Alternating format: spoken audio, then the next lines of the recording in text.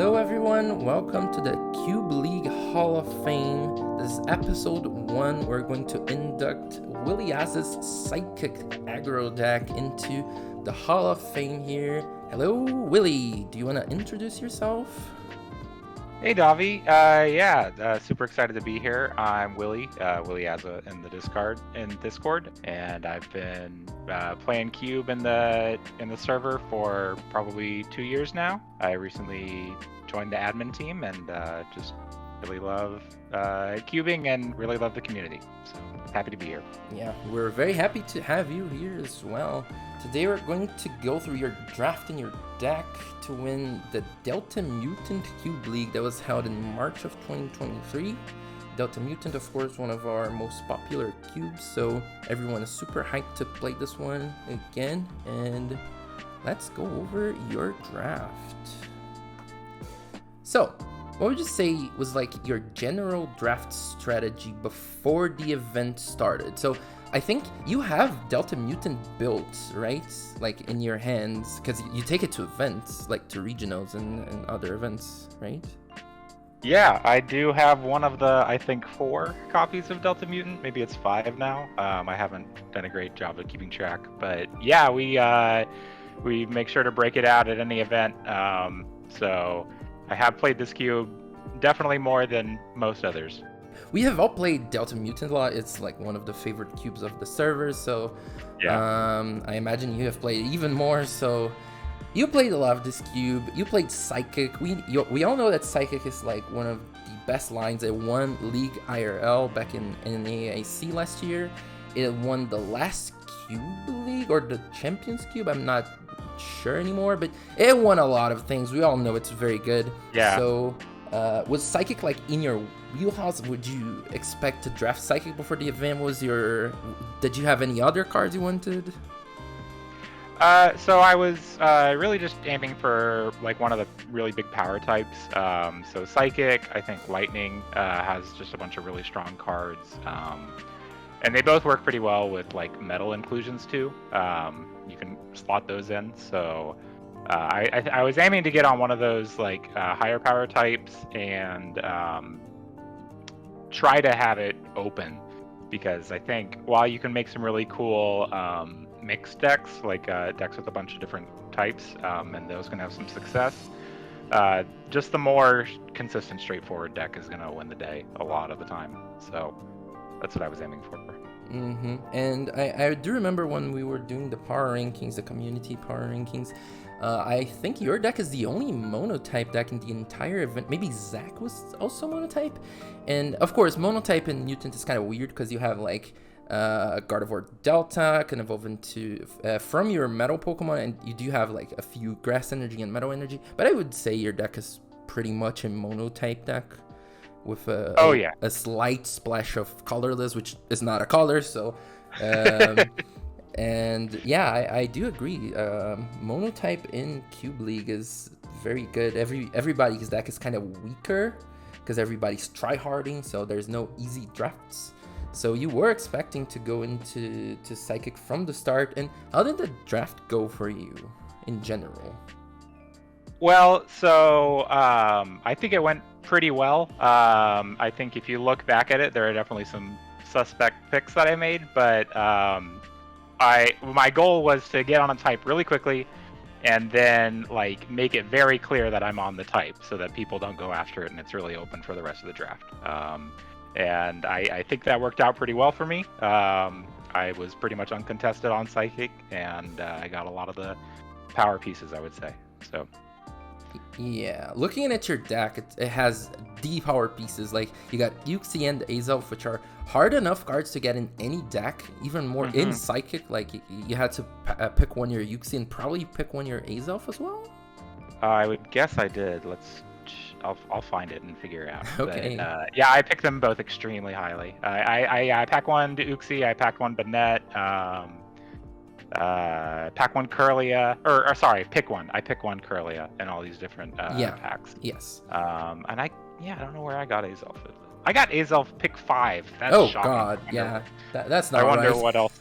That card is so insane. I felt like I wasn't playing Pokemon. My opponent would have to play Pokemon to figure out what their prizes were and hope they get the right card. And meanwhile, I have the best Pokemon I want from my prizes, and I get to take whatever prize I want the rest of the game. That card's so unfair. Yeah, Azelf is one of the power picks of like any cube, basically. Not just giving you a Pokemon from your prizes, but just having information for the rest of the game and just picking the cards in the order you want. It's so good. And well, but then you can evolve it. Like yes! most of the time, you're happy with that effect and losing a bench space for the rest of the game. But it's just an evolving basic, but it does all that. Yeah, it's just a Cyndaquil. That's crazy. Yeah. And then yeah, we see your deck has like a lot of the strong pieces. You also have a very good like metal and colorless line here, with both Prowls, both Ledian Delta species and Persian. Also Exploud, classically a very good tech card, takes away your weakness, which is one of, I would say, the problems of your deck, so that's easily covered. Yeah, I tech for the mirror. Yeah, easy tech for the mirror, right? Just put the Exploud in and don't care about anything else. Yeah, so we see a very good draft here. How did like the Holland Engine work out for you? Was it very important or just like an afterthought? No, it was something I was definitely striving for, especially after I got the Uxie. When you get the Uxie, it's like, okay, what are my outs to mentor now? Because that's just my turn one going off. So that was definitely important. You'll see that the the Holland Farmer is my only recovery in the deck. So yeah, I did have to be a little more cautious than I would have liked around my like transceivers in case games got weird. But yeah, luckily they didn't get like that very often. So yeah, I just go ahead. Sorry, I just wanted to say you mentioned the double Prowls. Prowl's insane. Ledian is my favorite card in the cube. I think. Oh, I'll pick it so highly because it can be basically played in anything because you're probably playing some metal stuff. And Prowl for Breeder's Nurturing is so broken. Jesus. Yeah. Why wouldn't you evolve 3 Pokemon at once? Why would you do that? Yeah. Yep. Yeah. Prowl for Breeder's Nurturing for Kirlia and Banette was like. Oh God, Jesus Christ. Yeah. It's so strong. Yeah, and even like the Holland Engine with Banette as well is just so good. The mentors discarding the other supporters and helping the damage output there. Before we get more into the deck list, I wanted to ask you if you had any hard deck building decisions, or because I see you have the no special energy is very interesting. You have 1 Holland's Cast Form, but only 14 basic energy. There's a lot of good special energy in this cube, so do you have any like deck building decisions, good cards you had to cut, or maybe a secondary line you couldn't put in? Yeah, I had some fire stuff. Like I had the Ludicolo and the Delta Mewtwo, and I think I had some fire stage 1s that kind of went well with it. Ultimately, it was just cut for space, but that Ludicolo is a super strong attacker and would have given me some like type flexibility, so it was a bummer to cut that. Let's see what else. I didn't really draft a lot of the special energy, and I can't tell you why. I just didn't. So there could have been like a double rainbow or a twin energy definitely could have been strong in the deck, and I didn't get them, or I didn't take them, I should say. Yeah, and I think not really something I didn't like that I drafted but didn't play, but more so I just didn't draft it, was a pretty strong top end attacker. That is super aggressive, but it does cap out. So like if there was a undamaged chonky guy, they're pretty difficult for me to take out. So that, like looking back, that was definitely something I think the deck could have used.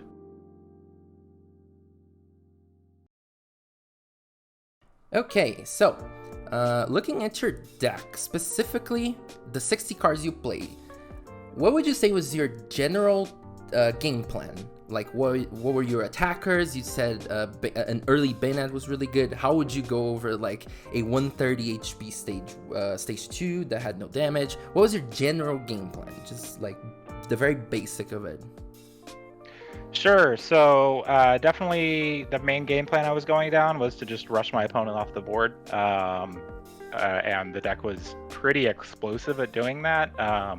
Had a lot of outs had a decent number of outs to finding the Uxie turn 2. And then if I could get that into like the breeders, the Uxie turn 1 if I'm going second is what I meant. Yeah. But if I can get that to going into the breeders turn 2, then I probably have the Bennett attack. And then if Bennett's attacking, I'm probably just like in a really good position. So I got a lot of turn 2 Bennett hits, and but then some of the other stage 1s in the deck, like even if they're not putting on a ton of pressure, just getting that damage in was really important because the deck just doesn't have a lot of top end. So that was definitely something I was cautious of. I'm going to try to rush my opponents off the board, but if they're keeping pace with me, I'm going to have to play this really funky if they get something big swinging at me. So a lot of the times, the answer to those things was like the Dustox to make it awkward for them to attack. I would try to use Curstone and Desert Ruins with Gothitelle to weaken some of those bigger things over time so that they were easier to clean up. And then I also had Gardevoir, Delta Guardi to hit pretty hard, but also kind of checkmate with the snipe damage because Kirstone would be building damage on it. So it just had a decent snipe around whatever big thing they had at the end of the game. Understood. I find it interesting to say like you didn't have a big guy, because I do consider Dustox to be a pretty big guy in your deck. It's so annoying to get through this. Just any 120 or 130 HP single prize attackers that attack for 2 or 3 are so annoying to go through because anything can become one of them. And it doesn't have a body. It does have a body. It doesn't have a power, so it doesn't get hit by your own curse stone. So it's always kind of healthy and good to go. All of your stage 1s do have powers, which is kind of a shame on your curse stone deck. Yeah. It was always me trying to get the Togetic out when I was doing curse stone stuff. But yeah, I definitely put a lot more damage on my field than would have been good for the deck.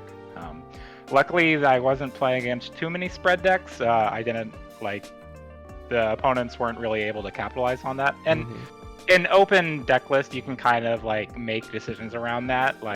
Okay, I can put the curse stone and play this turn. Yes, I'm going to eat damage, but they don't really have a lot of ways to take advantage of that. And we can talk about some matchups where they could, and there it was pretty scary. Oh, interesting. Yeah. But the main focus of the deck was definitely just get a huge tempo advantage. And then if I don't win outright from that, try to do some sneaky things that make just make it difficult for my opponent so that I can kind of cheese out the win at the end. What would you say were those sneaky things? Yeah, so definitely the Dustox. That was a big one. Just really moving my attacking with a bunch of things for little damage. When I could take this knockout, but it's gonna. I feel like I did a good job of staying ahead on energy in play, and whenever it was going to be a little too risky for my energy in play, I would often retreat to another guy, and I think that worked out really well for me. There was one game where I put on a lot of aggression with Slowking's Psych Up, which was pretty funny. It was like, okay, this first attack isn't doing much, but it's hitting for 60 for 2 next turn. What are you gonna do about that? I couldn't get the turn 2 Bennett, but I did get the turn 2 Slowking, so. If the retreating behind another guy and getting Desert Ruins to stay in play for more turns than they would like, getting Curstone to stay in play for more turns than they would like if I can retreat out of my guys. It was a lot of stuff like that. Understood. Yeah, I do think that... Oh, sorry, go ahead, if you say. Sorry, it didn't really come up all that much, but I was always hoping to do some of the stuff with... I've got the Mew with Recreation, So I was always checking my opponent's discard pile for like, oh yes, I can use this attack. This is a game closer if I need to do it. I did use, I believe in the final, Togetic's rainbow moves to kill Salamence, EX, the Delta EX. That thing was weak to colors, right? Yes, it was. So that I had a lot of the copy moves like that. The Alakazam Star also could copy a card from my hand. So I was always kind of like, they didn't come out all that much, but I was like, oh, this is gonna be cool. I'm gonna discard my Gengar and hit you for 100. Yeah, that is pretty like annoying and scary to like.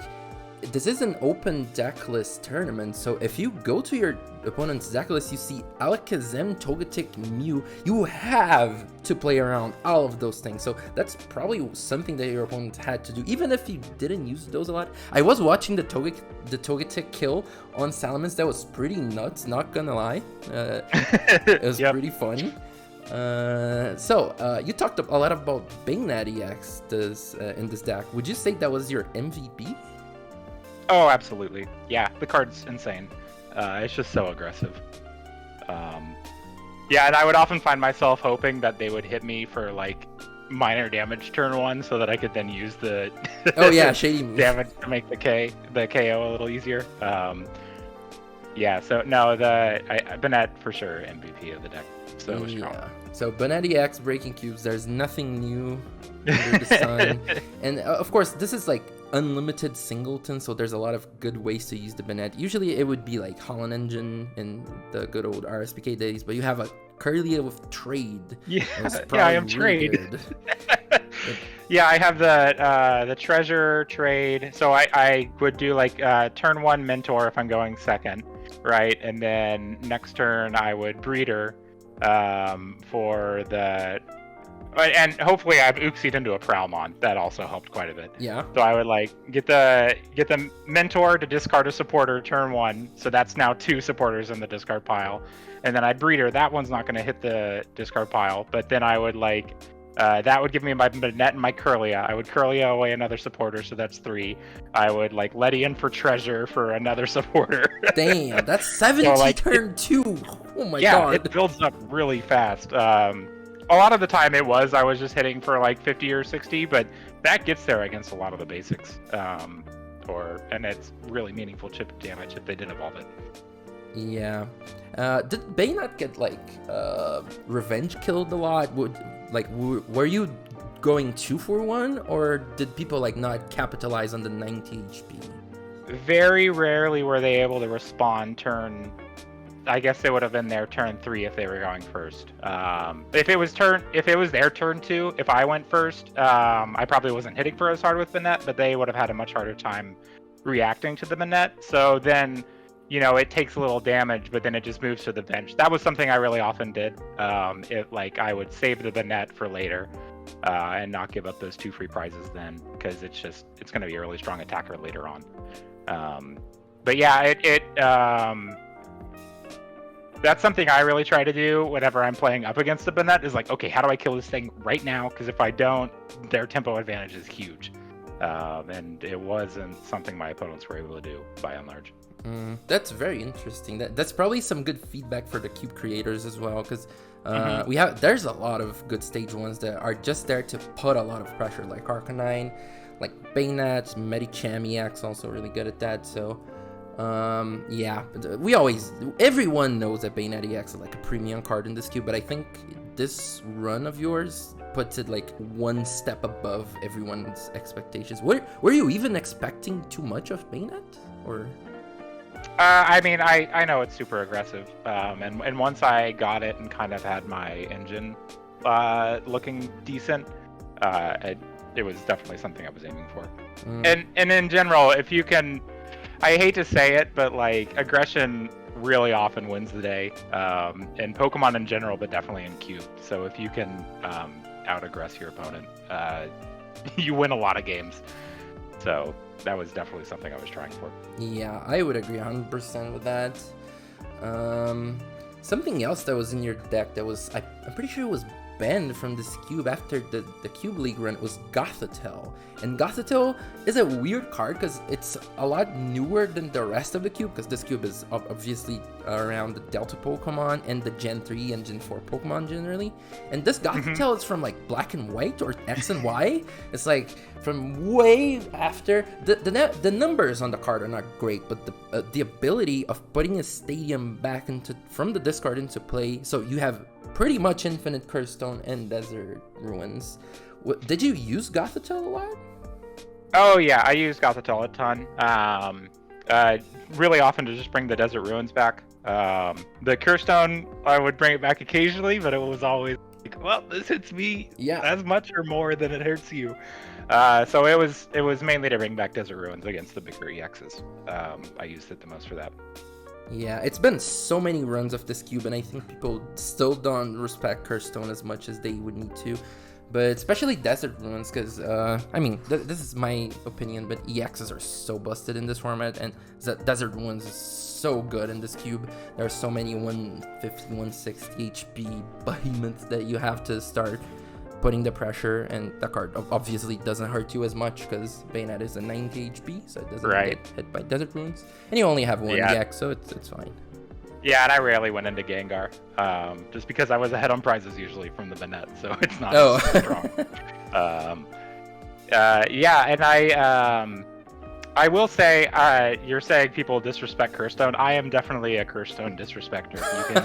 You can quote me on that. I very commonly will not play enough counters to it, and I just hope I don't hit the heavy Curse Stone decks, really. And that's kind of my main strategy against them. Just hope. And it works out probably more often than it should.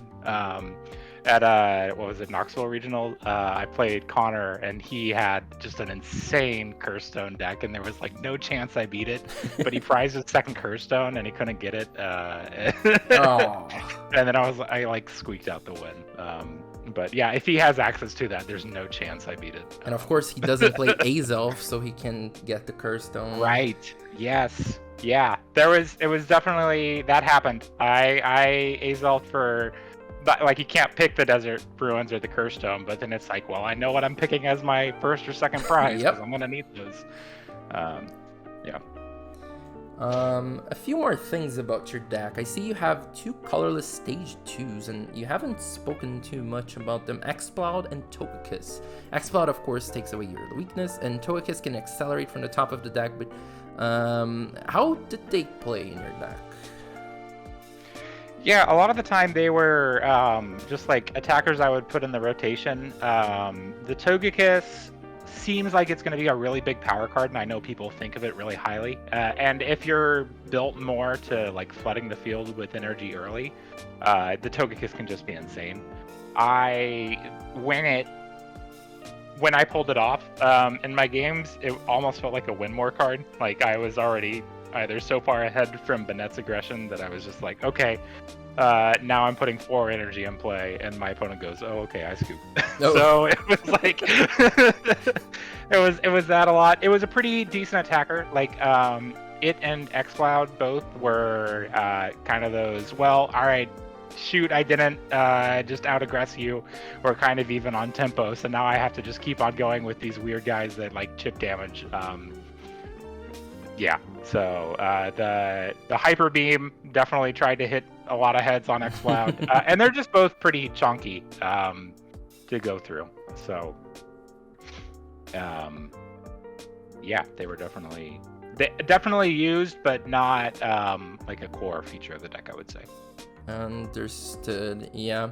Did Explode help you with weakness at all, or were you like never? I'm pretty sure I came up. I'm trying to remember who I played against, but I'm pretty sure I did hit a Psychic Mirror. So I'll pull it up and get the word on that for sure. I guess it came up against Blue. Okay. Yeah, it would have had to come up against Blue. I thought it came up against someone else, and maybe I was. Vent was also on Big Psychic, and maybe I was just thinking I was like preparing to play him. It definitely did come up against Blue though, like for sure that happened. But I thought there was a more relevant. Mm-hmm. Even still, like just not getting one shot is very important in a deck like this. Yeah, like shutting off the Metagross, because that is a really cheap return KO on a lot of my stuff. It's not hard to get 2 or 3 energy. I guess most of the Psychic weak attackers would need 3 energy to kill, but to match. But yeah. And okay, I think the last big topic is your matchups. So do you have any specific deck or matchup or round you remember? Do you have any noteworthy plays or memories or cool stuff? The ones that stick out the most, I think my games against Apsy were the closest by far, and just some of the best games. He had a lot of just really strong stuff that he was able to do. His deck wasn't as aggressive. Like his stage ones were a lot less putting on pressure. They put on a lot less pressure than mine. But the Salamence, the Delta Salamence being able to, like, that's one of the main things that can hit my bench, right? And that's something I'm terrified about throughout this whole league. So that was always scary, trying to figure out how do I keep myself out of range of the Salamence.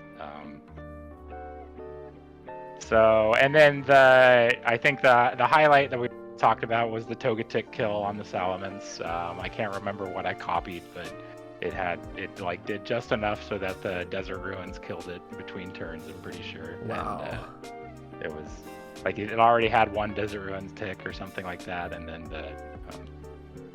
the other tick killed it.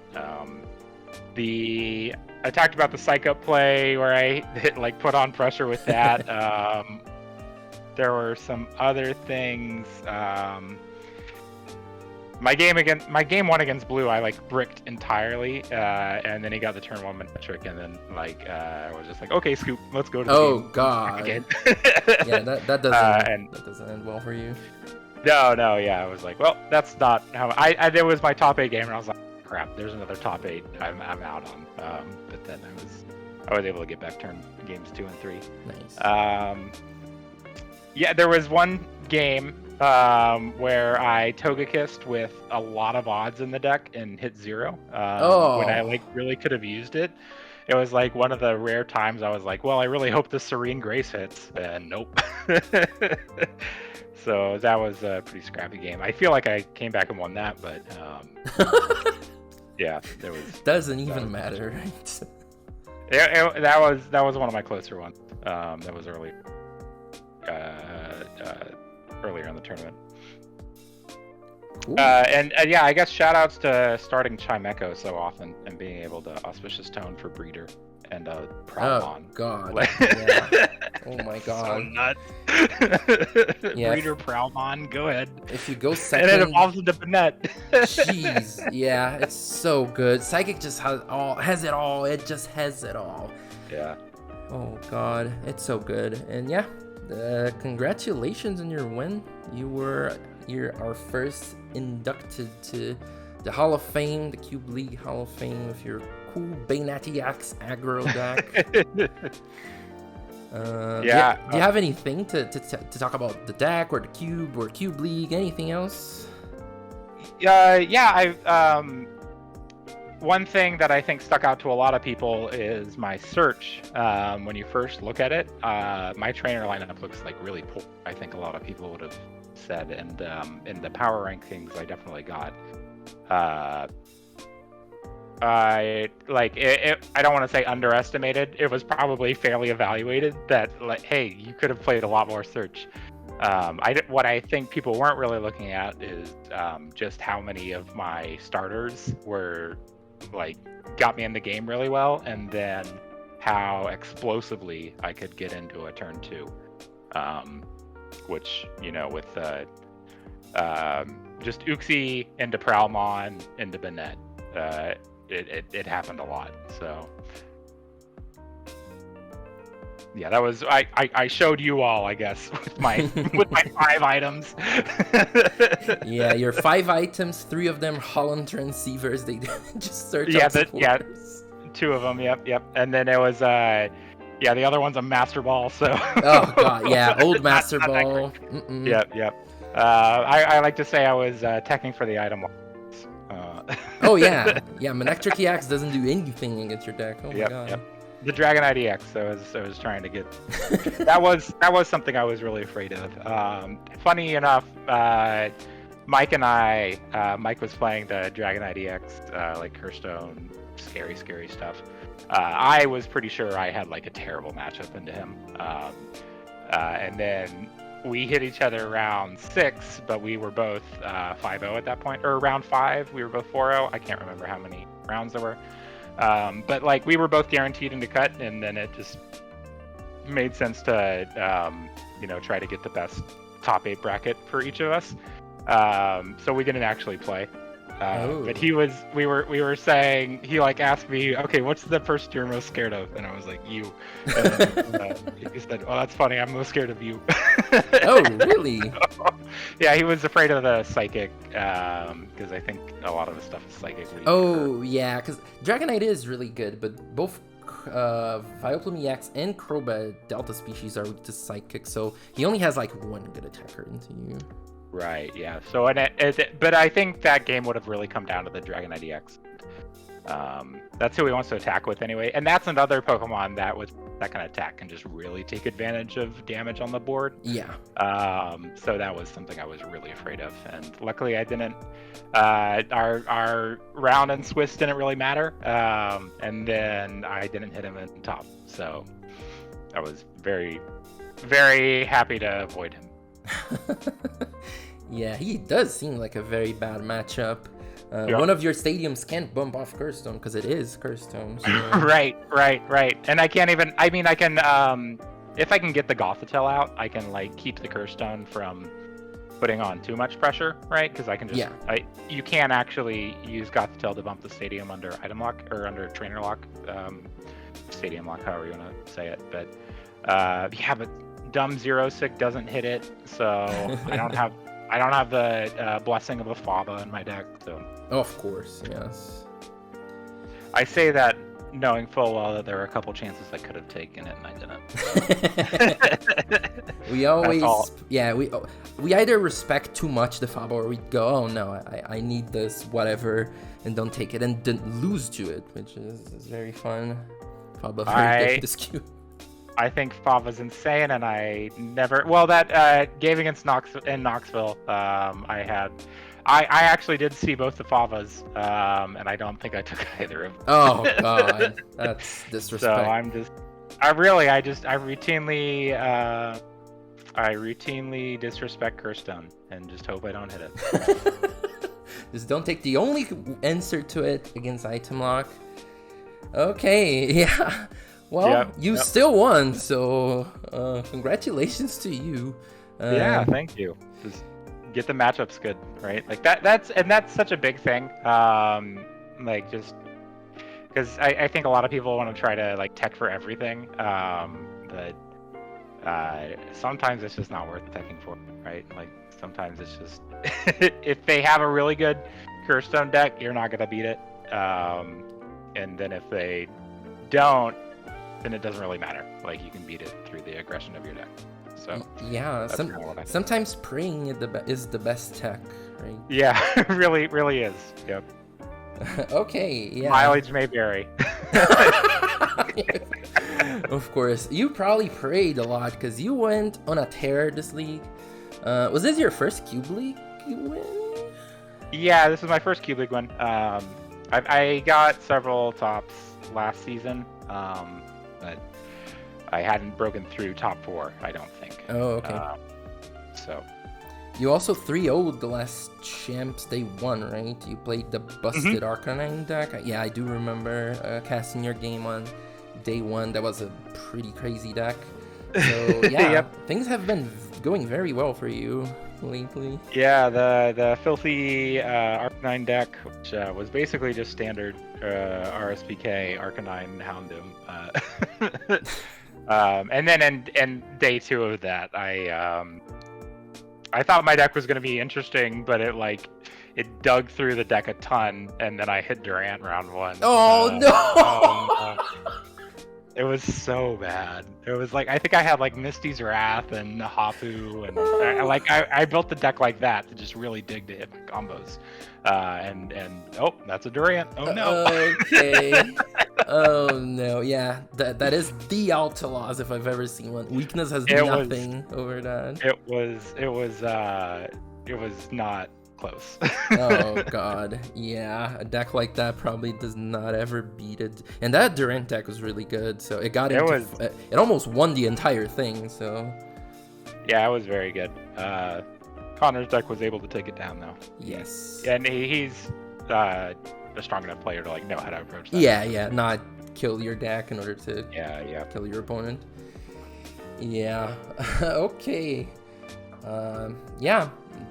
Congratulations on your win here, your first Cube League win. Thank you. You are instantly going into Champs 6, which you were going into Champs 6 because you top 4 in points, right, in the last season? Yeah, I